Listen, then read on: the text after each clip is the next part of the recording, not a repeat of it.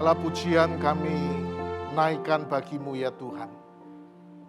Karena kami menyadari Tuhan kalau kami bisa berdiri di tempat ini pagi hari ini, siang ini. Semuanya karena anugerah dan kebaikan-Mu ya Tuhan. Terima kasih untuk setiap anugerah yang Tuhan masih berikan kepada setiap kami. Terima kasih Tuhan untuk setiap pengampunan yang Tuhan masih berikan kepada setiap kami. Ketika kami terbuka di hadapan-Mu dan kami jujur di hadapan-Mu ya Tuhan. Kami bersyukur ya Tuhan, Engkau mau mengampuni segala dosa kami dan kesalahan kami. Kami bersyukur ya Tuhan karena Engkau sudah menyertai kami di tahun 2022. Dan kami percaya Tuhan di tahun yang baru ini, Engkau akan tetap menyertai kami. Engkau akan tetap berjalan bersama-sama dengan kami. Karena Engkau adalah Allah yang Immanuel. Tuhan, kami rindu di minggu yang pertama di tahun ini. Engkau boleh sungguh berbicara kepada setiap kami pribadi lepas pribadi.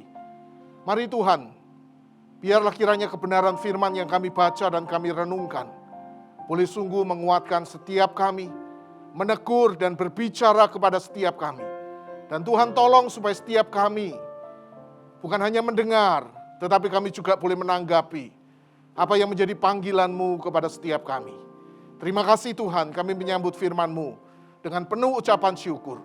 Di dalam nama Yesus, mari yang percaya kita berkata, amin. Silakan duduk Bapak Ibu. Karena PPKM sudah dicabut Bapak Ibu ya, saya izin untuk membuka masker saya Bapak Ibu ya. Karena kebutuhan oksigen saya jauh lebih banyak Bapak Ibu, dari Bapak Ibu ya. Sesuai dengan ukuran badan gitu kan ya. Mari Bapak Ibu Saudara yang dikasihi oleh Tuhan, saya ajak untuk kita membuka di dalam kitab Kisah Para Rasul pasal yang kedua. Ayat yang ke-41 sampai ayat yang ke-47. Selamat tahun baru kepada Bapak Ibu semuanya. Dan biarlah di tahun yang baru ini kiranya anugerah berkat Tuhan juga boleh baru di dalam setiap kehidupan kita. Mari Bapak Ibu kita buka di dalam kitab Kisah Para Rasul pasal yang kedua. Ayat yang ke-41 sampai 47. Kalau Bapak Ibu sudah menemukannya, saya akan membacakan ayat yang ganjil. Silakan Bapak Ibu bersama-sama membaca ayat yang genap. Kita silih berganti sampai ayat yang ke-47. Kisah Para Rasul pasal yang kedua, ayat 41 sampai 47. Firman Tuhan berkata demikian. Orang-orang yang menerima perkataannya itu memberi diri dibaptis. Pada hari itu jumlah mereka bertambah kira-kira 3.000 jiwa.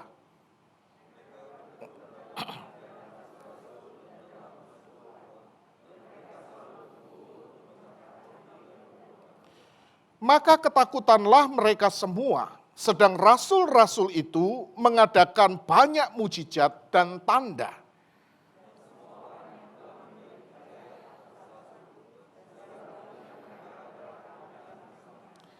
Dan selalu ada dari mereka yang menjual harta miliknya, lalu membagi-bagikannya kepada semua orang sesuai dengan keperluan masing-masing.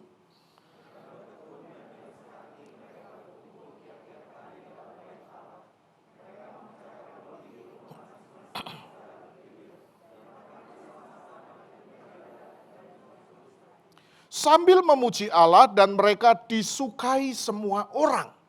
Dan tiap-tiap hari Tuhan menambahkan jumlah mereka dengan orang yang diselamatkan. Sampai sedemikian jauh pembacaan firman Tuhan.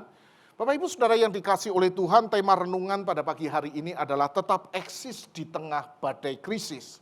Bapak Ibu, apa yang Anda rasakan ketika Anda memasuki tahun yang baru ini? Saya percaya Bapak Ibu ada dua tanggapan kita. Yang pertama, Bapak Ibu, sebagian orang akan masa bodoh dengan tahun ini. Ya, ada banyak hal yang dikatakan tentang tahun ini, tetapi dia masa bodoh. Karena bingung, ya, enggak tahu apa yang harus diperbuat. Kalau orang berkata ini, berkata begitu, ya masa bodoh deh. Karena enggak tahu harus bagaimana. Itu tanggapan orang yang pertama, Bapak Ibu. Tanggapan yang kedua adalah takut. Ya, kenapa takut? Karena tahun ini memang digambarkan dengan begitu menyeramkan Bapak Ibu. Dikatakan bahwa tahun ini adalah tahun yang gelap. tahun ini adalah tahun resesi. Harga saham akan jatuh. Betul atau tidak? Silahkan tanya Pak Erwin. Ya, dia ahlinya Bapak Ibu, gitu kan ya. Akan terjadi krisis pangan. Gempa bumi dan tsunami akan kembali terjadi. Bahkan dikatakan Bapak Ibu 60 negara akan mengalami kolaps Bapak Ibu. Nah Bapak Ibu, inilah gambaran yang mengerikan tentang tahun 2023 Bapak Ibu. Membuat bulu kuduk barangkali berdiri. Nah yang jadi pertanyaannya Bapak Ibu, apa yang harus kita lakukan di dalam situasi seperti ini? Persiapan seperti apa yang perlu kita lakukan untuk menghadapi krisis ini? Nah Bapak Ibu Saudara yang dikasihi oleh Tuhan, untuk menjawab pertanyaan ini, saya rindu mengajak setiap kita belajar dari jemaat mula-mula. Karena pastinya Bapak Ibu mereka juga mengalami berbagai macam krisis di dalam kehidupan mereka. Apakah krisis mereka sama dengan krisis kita hari ini? Bapak Ibu Saudara yang dikasihi oleh Tuhan, krisis mereka berbeda tentunya secara bentuk. Tetapi secara esensi Bapak Ibu saya percaya tidak jauh berbeda. Bahkan kalau kita lihat Bapak Ibu, krisis yang mereka hadapi Bapak Ibu, itu jauh lebih mengerikan daripada krisis yang kita hadapi. Ya, jauh lebih mengerikan, jauh lebih menakutkan. Seorang penulis Bapak Ibu bernama Judith Perkins, dia berkata, banyak orang Kristen mula-mula percaya bahwa menjadi seorang Kristen adalah untuk menderita. Ya, jadi seorang Kristen bukan untuk senang, tetapi menjadi orang Kristen adalah untuk menderita. Jadi waktu mereka memutuskan diri mereka jadi Kristen Bapak Ibu, mereka sudah tahu konsekuensinya. Bukan kesenangan yang mereka dapatkan, tetapi kesulitan yang mereka dapatkan, aniaya yang mereka dapatkan. Nah Bapak Ibu, apa saja yang mereka alami? Bapak Ibu, ini yang mereka alami. Mereka dihina, baik secara lisan maupun tulisan. Sebutan Kristen adalah salah satu contohnya. Bapak Ibu, sebutan Kristen bukan kebanggaan, tetapi sebutan Kristen itu sebuah penghinaan di abad pertama Bapak Ibu. Mungkin sama dengan, maaf, sebutan Cina bagi kita orang-orang Tionghoa. Ya, bukan penghargaan, tetapi penghinaan. Itu sebabnya hari ini Bapak Ibu pemerintah menghapus ungkapan itu. Ya, nggak boleh bilang lagi kata-kata itu tadi ya. Bolehnya Tionghoa, gitu kan ya. Kenapa? Karena itu adalah sebuah penghinaan. Bapak Ibu, secara ekonomi jemaat mula-mula juga dipersulit. Secara hukum Bapak Ibu mereka itu diadili secara tidak adil. Bahkan Tertullian Bapak Ibu di sebuah tulisannya dia mengatakan ya, dia mengisahkan tentang anak-anak yang dicabut hak warisnya karena mereka menjadi penganut Kristen. Jadi tidak boleh dapat warisan kalau dia itu percaya kepada Kristus. Bukan hanya itu Bapak Ibu, ya, mereka difitnah. Mereka dikatakan Bapak Ibu bahwa orang-orang Kristen itu menggunakan ilmu hitam. Mereka itu incest, gitu kan ya. Mereka itu kanibal. Kenapa? Makan daging dan minum darah. Jadi perjamuan baru itu Bapak Ibu dibayangkan mereka sebagai kanibalisme. Ya, isu yang beredar di masyarakat itu orang-orang Kristen itu kanibal. Mereka dipersekusi Bapak Ibu. Setiap kali terjadi bencana alam, selalu mereka dijadikan kambing hitam. Semuanya gara-gara orang Kristen. Bahkan mereka dianiaya dan mereka juga dibunuh. Seorang sejarawan Romawi Bapak Ibu bernama Tacitus Bapak Ibu, dia berkata demikian.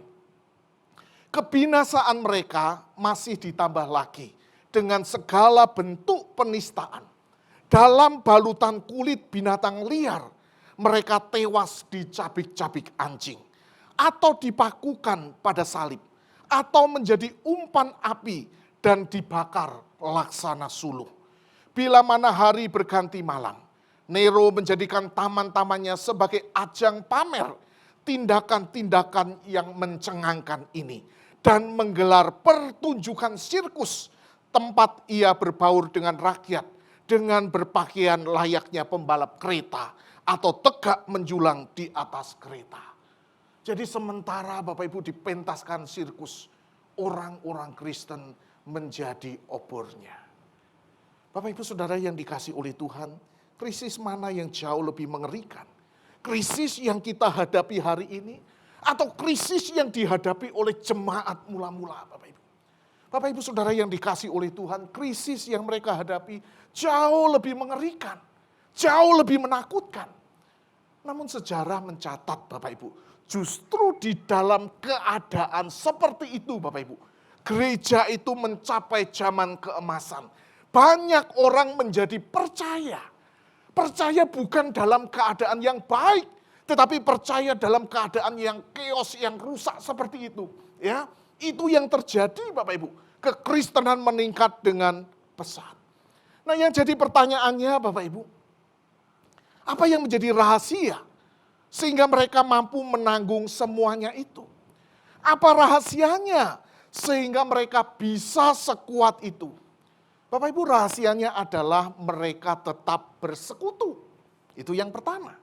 Mereka tetap beribadah. Mereka tidak menjauhkan diri mereka dari pertemuan-pertemuan ibadah. Ayat 42-45 dikatakan mereka selalu berkumpul dalam rumah atau bait Allah. Mereka bersekutu dalam firman. Ya, mereka bertekun dalam pengajaran rasul-rasul. Nah Bapak Ibu Saudara yang dikasih oleh Tuhan, inilah yang membuat mereka kuat. Ya. Jadi apa yang perlu kita lakukan Bapak Ibu? Agar kita tetap kuat menghadapi berbagai macam krisis di tahun ini. Bapak Ibu, hal yang pertama yang perlu kita lakukan adalah jangan lupakan ibadahmu. Dan terus perlengkapi dirimu dengan firman Allah.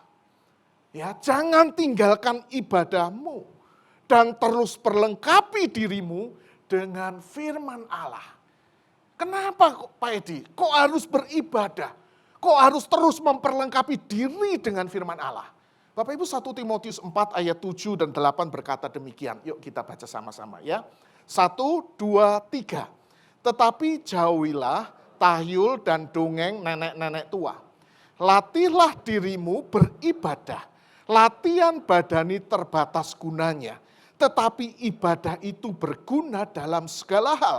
Karena mengandung janji, bukan untuk hidup ini maupun juga untuk hidup yang akan datang. Ya, ibadah itu mengandung janji baik untuk hidup ini maupun untuk hidup yang akan datang. Efek ibadah itu bukan cuma saat ini, tetapi efek itu juga yang akan datang. Ya, punya efek Bapak Ibu untuk kehidupan yang akan datang maupun kepada kehidupan kita yang sekarang. Nah Bapak Ibu Saudara yang dikasih oleh Tuhan, menarik kalau kita melihat apa yang Paulus tuliskan. Di situ dikatakan latihlah dirimu beribadah. Apa makna perkataan Paulus ini? Latihlah dirimu beribadah. Kira-kira apa yang ingin dikatakan oleh Paulus? Latihlah dirimu beribadah. Maknanya kira-kira apa? Kira-kira apa? Latihlah dirimu beribadah. Paulus ingin ngomong apa? Ini kan dunia olahraga ya. Melatih itu dunia olahraga. Nah Paulus bilang, latihlah dirimu beribadah. Kira-kira Paulus ingin ngomong apa?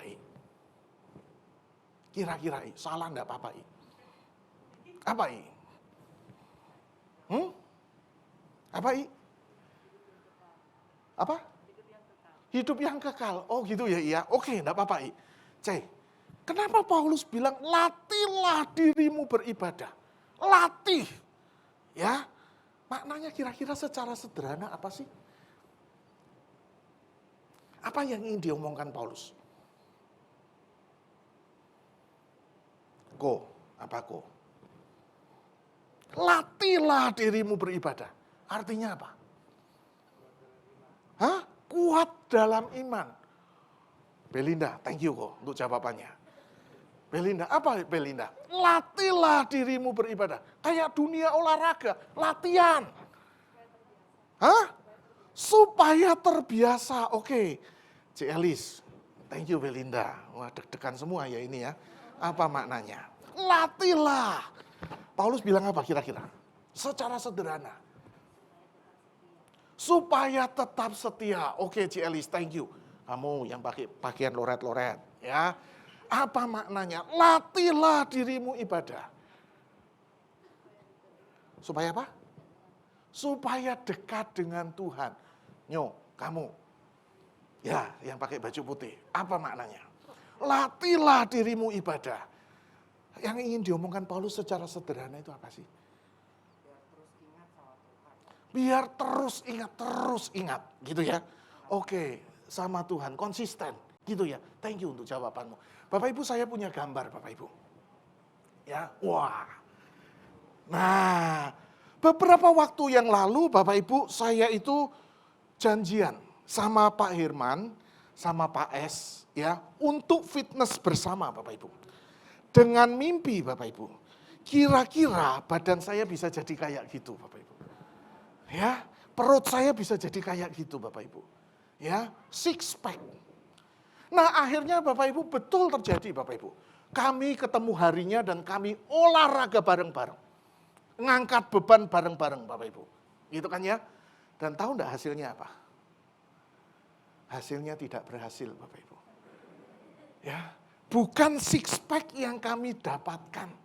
Tetapi yang kami dapatkan adalah one pack. Ya kan ya? Bukan six pack tapi one pack. Ya, kenapa?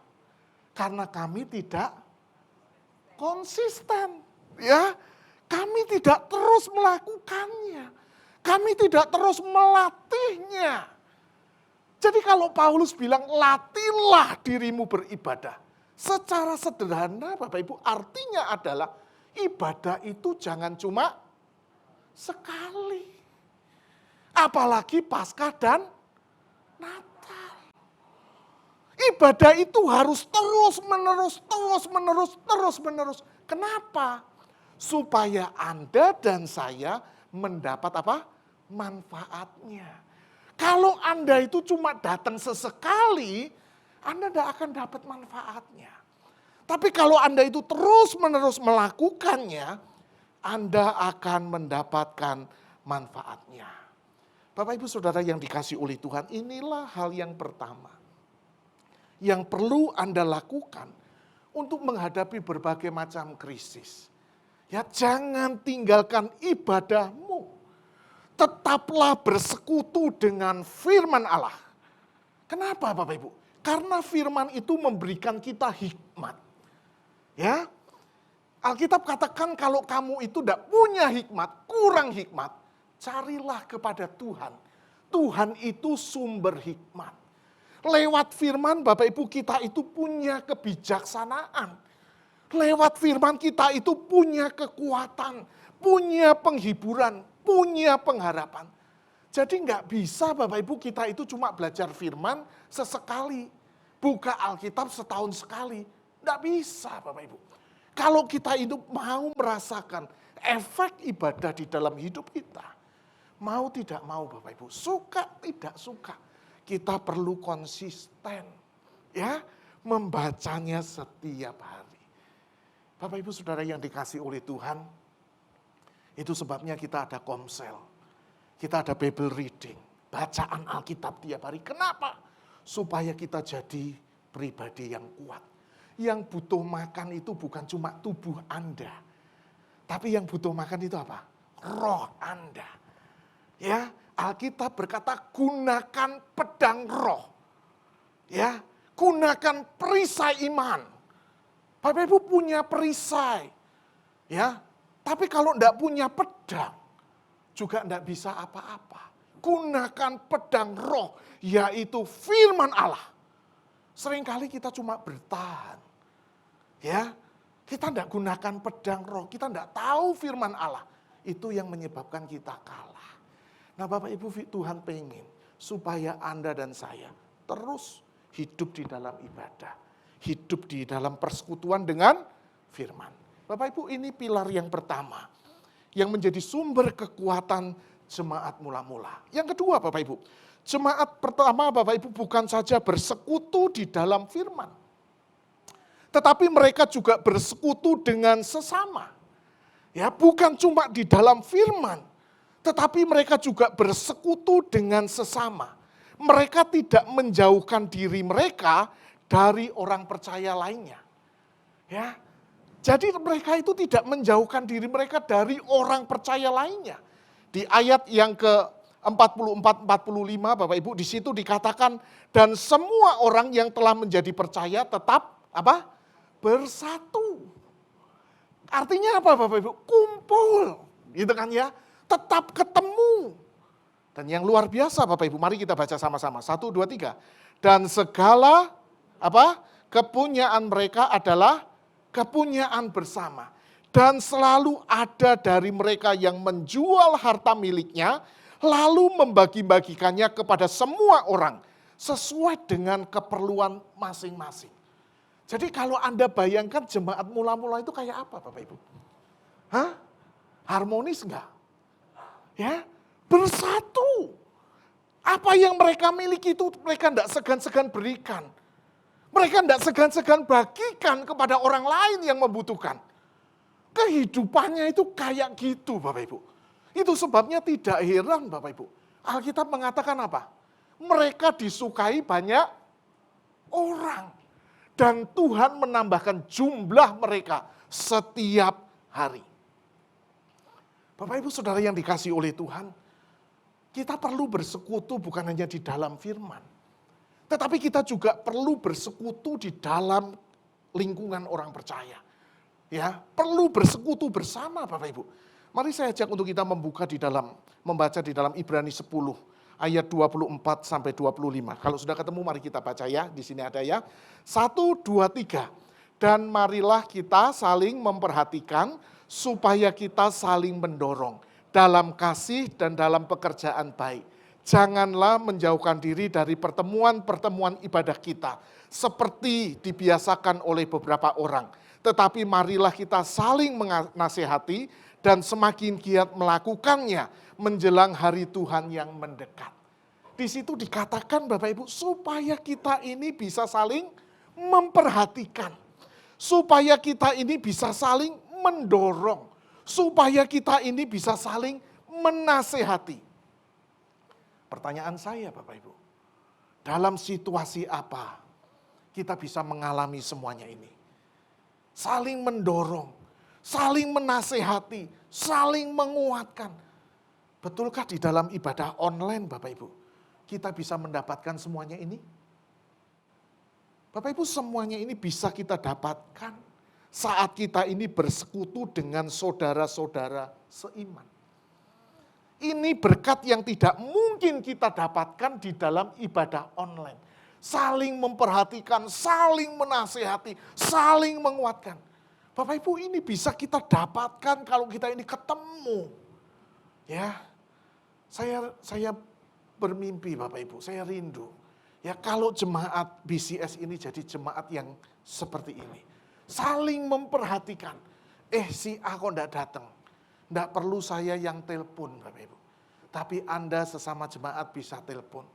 Kok enggak datang ya? Kenapa? Gitu kan ya. Yang bisa berdoa itu bukan cuma saya. Seringkali Bapak Ibu pendeta itu dianggap kayak Ghostbuster. Yang bisa tengking setan, usir setan itu cuma pendeta. Enggak. Anda juga bisa melakukannya. Yang bisa berdoa untuk orang sakit siapa? Cuma pendeta? Enggak. Anda juga bisa melakukannya. Alkitab itu mengatakan bahwa yang diberi kuasa itu bukan cuma hamba Tuhan. Tetapi Anda juga diberi kuasa. Jadi kalau Anda itu ada yang sakit, keluargamu, siapapun, Anda bisa berdoa. Gitu kan ya. Tidak harus menunggu Pak S, Bu Lucy, Pak Edi, apalagi gembala sidang. Kalau rasanya belum dipegang gembala sidang itu belum cespleng. Gitu kan ya. Rasanya kurang. Kalau gembala sidangnya belum besuk, rasanya kurang. No. Ya, Anda juga bisa berdoa untuk sesama saudara seiman. Nah, Bapak Ibu Saudara yang dikasihi oleh Tuhan, ini tidak mungkin kita dapatkan di dalam ibadah online. Saling mendorong, saling menasihati, saling menguatkan. Bapak Ibu Saudara yang dikasihi oleh Tuhan, ibadah online itu sesuatu yang baik. tetapi dari sesuatu yang baik. Ya, kita patut waspada Bapak Ibu. Karena setan itu juga bisa bekerja di dalam sesuatu yang baik. Internet baik enggak? Baik. Gadget baik enggak? Baik. TikTokan baik enggak? Baik. Ada orang bisa menghasilkan sekian M satu hari karena TikTokan Bapak Ibu. Gitu kan ya? YouTube baik enggak? Baik. Tetapi jangan salah. Lewat sesuatu yang baik ini bisa menghancurkan kehidupan kita. Berapa banyak kita yang terpapar dengan pornografi? Betul? Bahkan beberapa waktu lalu Bapak Ibu saya kaget. Saya baca kisah Bapak Ibu seorang anak muda bunuh mami papinya dan ciciknya. Dia belajar bunuh dari mana? Dari YouTube Bapak Ibu. Bagaimana menghilangkan jejak? Ya, harus bunuh pakai apa? Dia belajarnya dari YouTube. Ya, sesuatu yang kelihatannya baik, tapi setan itu bisa bekerja lewat semuanya itu untuk menghancurkan kehidupan kita. Kalau begitu setan bisa enggak bekerja lewat ibadah online? Hah? Waktu saya baca ini Bapak Ibu, renungkan bagian firman Tuhan ini, saya jadi ingat Markus pasal yang 5. Di Markus pasal yang kelima, Bapak Ibu dikisahkan bahwa ada orang yang dirasuk setan. Ya, tiap-tiap hari Bapak Ibu dikatakan bahwa orang itu memukul dirinya. Bahkan setan itu membawa dia ke dalam api. Gitu kan ya. Dan ada sesuatu yang menarik yang saya dapatkan, Bapak Ibu dikatakan setan membawanya ke pekuburan. Jadi tempat tinggalnya itu di mana? Di pekuburan. Kenapa setan bawa dia di pekuburan? Bukan di tengah kota. Kenapa Bapak Ibu? Apa yang setan lakukan? Bapak Ibu, setan sedang menjauhkan kita dari orang lain. Ya, sedang menjauhkan kita dari penghiburan orang lain. Sedang menjauhkan kita dari orang yang bisa menguatkan kita. Sedang yang bisa berdoa untuk kita. Intinya Bapak Ibu, semakin jauh kita dari orang lain, setan itu semakin senang Bapak Ibu. Ya, berapa banyak Bapak Ibu? Ya, beberapa hari ini saya dengar ada orang yang cerita kepada saya, Pak Edi, saya dengar loh suara di telinga saya. Apa yang kamu dengar? Dia bilang, bunuh diri aja. Ya, bunuh dirimu. Kalau kamu bisa bunuh dirimu, masalahmu selesai. Utangmu lunas. Udah selesaikan, cepat bunuh diri. Saya bilang, kamu dengar suara itu di telingamu? Iya. Terus ada lagi yang bilang sama saya, ada suara lagi Pak di telinga saya. Itu kaca itu tabrak saja. Dia di lantai 7 Bapak Ibu. Kaca itu tabrak aja. Kalau kaca itu kamu tabrak, kamu lompat, masalahmu selesai. Itu suara itu berkali-kali Pak Edi. Nah Bapak Ibu, waktu kamu sendirian, tidak ada siapa-siapa, setan itu senang. Tidak ada yang berdoa buat kamu. Tidak ada yang peduli dengan kamu. Tidak ada yang menguatkan kamu. Dan setan bisa bekerja dengan luar leluasa untuk menghancurkan kehidupan kita. Bapak Ibu Saudara yang dikasihi oleh Tuhan, inilah pilar yang kedua. Ya, yang perlu kita miliki untuk menghadapi tahun ini. Hadapilah bersama saudaramu seiman dan jangan menghadapinya seorang diri. Hadapi bersama saudaramu seiman dan jangan menghadapinya seorang diri.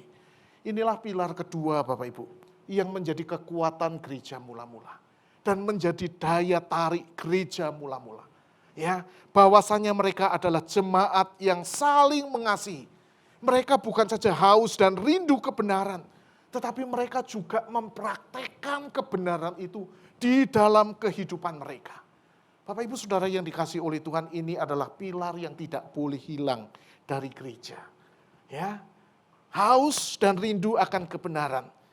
Tetapi yang tidak boleh hilang, yang tidak kalah pentingnya, Anda dan saya perlu menghidupi kebenaran. Nah Bapak Ibu Saudara yang dikasihi oleh Tuhan, inilah pilar yang menjadi kekuatan daripada jemaat mula-mula. Ketika gereja kehilangan pilar ini Bapak Ibu, gereja kehilangan daya tariknya. Kalau di antara kita sudah saling cuek, tidak peduli dia mau datang apa enggak, masa bodoh, ya gereja sedang kehilangan daya tariknya. Dan kalau yang terjadi seperti ini Bapak Ibu, yang terjadi adalah bahwa gereja sedang menjadi batu sandungan bagi orang lain. Gereja mengajarkan kasih, perhatian, dan lain sebagainya, tetapi tidak teraplikasi di dalam kehidupan. Gereja sedang menjadi batu sandungan bagi orang lain. Jadi apa yang perlu kita lakukan Bapak Ibu? Untuk kita menghadapi tahun ini, 2 hal. Jangan tinggalkan ibadahmu, persekutuanmu dengan firman Allah. Dan apa tadi? Jangan tinggalkan persekutuanmu dengan saudara seiman. Ya, jangan tinggalkan.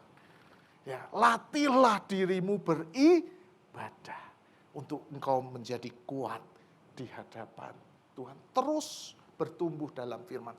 Coba diuji. 1 bulan Anda sisihkan waktu 10-15 menit untuk baca firman. Ya, lalu diuji. Ada bedanya enggak? Waktu saya baca firman dengan tidak baca firman, itu ada efeknya enggak? Apa yang saya dapatkan? Pak Edi, masalahnya masih ada Pak Edi. Benar. Saya enggak mengatakan kalau Anda baca firman masalahnya hilang. Enggak. Masalahnya tetap ada. Pergumulannya tetap ada. Yang beda apanya? Yang beda adalah cara Anda melihat. Cara Anda menghadapi. Anda itu akan punya kekuatan untuk bisa menghadapinya. Ya, enggak gampang putus asa. Ya, waktu Anda diisi dengan firman. Jadi Bapak Ibu Saudara yang dikasih oleh Tuhan, jangan tinggalkan firman. 10-15 menit, it's okay. Tapi rutin. Ya jangan bolong-bolong. Ya bolong sekali 2 kali oke lah. Tapi kembali lagi.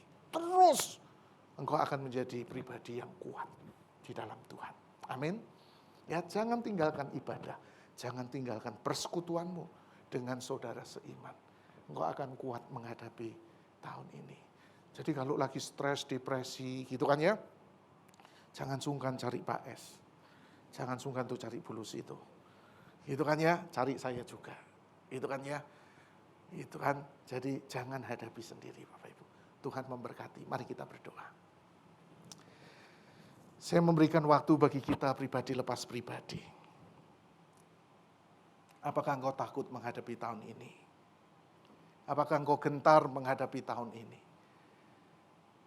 Resolusi apa yang engkau sedang buat untuk tahun ini? Apa yang kau rindukan terjadi di dalam kehidupanmu di tahun ini? Mari Bapak Ibu bawa di hadapan Tuhan. Kalau hari ini engkau sedang takut, engkau sedang lemah, mari berkata jujur di hadapan Tuhan. Supaya Tuhan menguatkan engkau. Supaya Tuhan meneguhkan engkau. Saya memberikan waktu bagi kita pribadi lepas pribadi untuk menghampiri Tuhan. Thank you Tuhan. Terima kasih Yesus.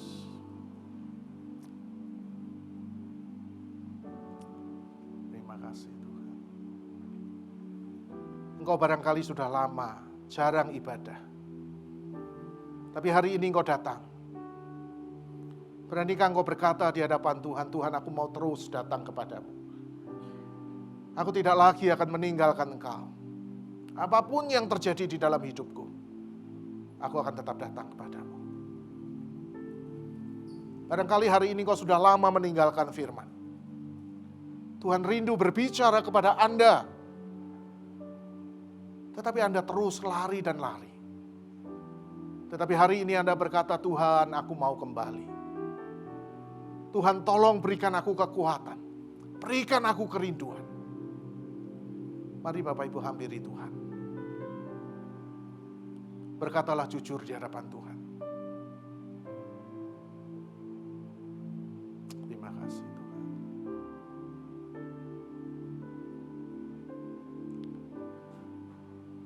Engkau yang rindu untuk didoakan. Engkau yang rindu mencari Tuhan. Engkau yang mau kembali mendekat kepada Tuhan. Taruh tangan kananmu di dada. Engkau tidak perlu melihat samping kanan, samping kiri. Ini urusanmu dengan Tuhan. Puji Tuhan. Adakah engkau yang rindu untuk didoakan? Taruh tangan kananmu di dada. Bapa di dalam surga, engkau melihat tangan-tangan yang ditaruh di dada. Engkau Allah yang tahu. Engkau sedang menantikan mereka ya Tuhan. Untuk mereka kembali kepadamu ya Tuhan. Dan hari ini mereka menaruh tangan mereka di dada sebagai pernyataan kerinduan mereka kepadamu ya Tuhan. Tuhan, tolonglah umat-Mu. Tolonglah jemaat-Mu ya Tuhan.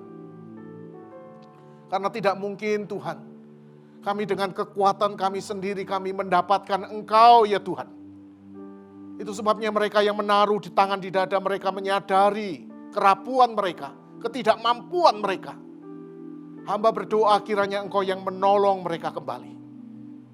Kalau hari ini mereka berkomitmen mereka akan kembali beribadah. Mereka kembali mencari Tuhan. Tuhan, tolonglah mereka. Bantu mereka. Berikan kerinduan itu terus di dalam diri mereka.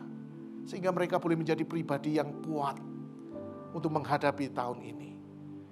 Tuhan, teguhkan umat-Mu. Jamah setiap kami yang menaruh tangan di dada. Tuhan, kami rindu ya Tuhan.